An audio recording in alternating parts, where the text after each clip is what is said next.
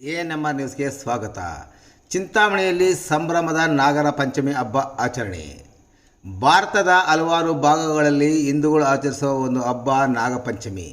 ಈ ಹಬ್ಬವನ್ನು ಶ್ರಾವಣ ಮಾಸದ ಪಂಚಮಿ ಎಂದು ಆಚರಿಸಲಾಗುತ್ತದೆ.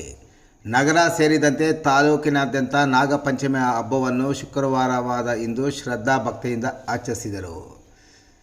ಈ ದಿನದಂದು ಕುಟುಂಬದವರು ಸೇರಿದಂತೆ ಹೆಚ್ಚಿನ ಸಂಖ್ಯೆಯಲ್ಲಿ ಮುತ್ತೈದೆಯರು ನಾಗದೇವತೆಗೆ ಪೂಜೆ ಸಲ್ಲಿಸಲು ಬೆಳಗ್ಗೆಯಿಂದಲೇ ತಟ್ಟೆಯಲ್ಲಿ ಪೂಜಾ ಸಾಮಗ್ರಿಗಳನ್ನು ಇಟ್ಟುಕೊಂಡು ನಾಗರ ಹುತ್ತ ಮತ್ತು ನಾಗರ ಕಲ್ಲು ಇರುವ ಕಡೆ ಹೊರಟ ಜನ ನಾಗರ ಕಲ್ಲಿಗೆ ಹುತ್ತಕ್ಕೆ ದಾರ ಸುತ್ತಿ ಹುತ್ತಕ್ಕೆ ಅರಿಶಿನ ಕುಂಕುಮ ಹೂವು ಇಟ್ಟು ಪೂಜೆ ಸಲ್ಲಿಸಿದ ನಂತರ ಹುತ್ತಕ್ಕೆ ಹಾಲು ಎರೆಯುತ್ತಿದ್ದ ದೃಶ್ಯ ಎಲ್ಲೆಡೆ ಎಂದು ಕಂಡು ಬಂದಿತು. ಎಲ್ಲ ಕೆಡಕುಗಳನ್ನು ತಮ್ಮನ್ನು ರಕ್ಷಿಸುವಂತೆ ಕೋರಿ ಹುತ್ತಕ್ಕೆ ಪೂಜೆ ಸಲ್ಲಿಸಿದ ನಂತರ ಹಾಲು ಅರ್ಪಿಸಿದರು. ನಾಗರ ಪಂಚಮಿ ಹಬ್ಬಕ್ಕೆ ಒಂದು ಇತಿಹಾಸ ಕೂಡ ಇದೆ.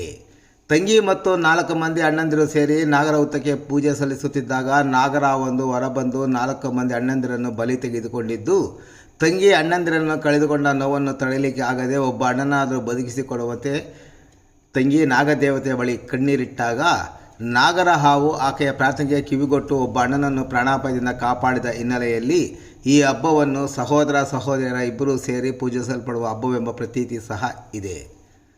ಸಹೋದರಿಯರು ಸಹೋದರ ಬೆನ್ನಿಗೆ ಹಾಲು ನೀರು ಎರೆಯುವ ಮೂಲಕ ತವರು ತಂಪಾಗಲೆಂದು ಹಾರೈಸಿದರೆ, ಸಹೋದರರು ಪ್ರೀತಿಯ ಅಕ್ಕ ತಂಗಿಯರಿಗೆ ಉಡುಗೊರೆ ಕೊಟ್ಟು ಸಂಭ್ರಮಿಸುತ್ತಾರೆ.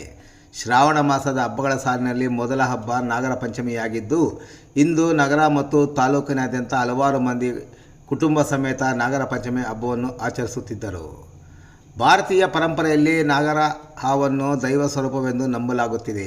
ಅಂತೆಯೇ ನಾಗರ ಹಾವು ಆದಿಶೇಷನ ಅವತಾರ ಎಂದು ಹೇಳಲಾಗುತ್ತದೆ.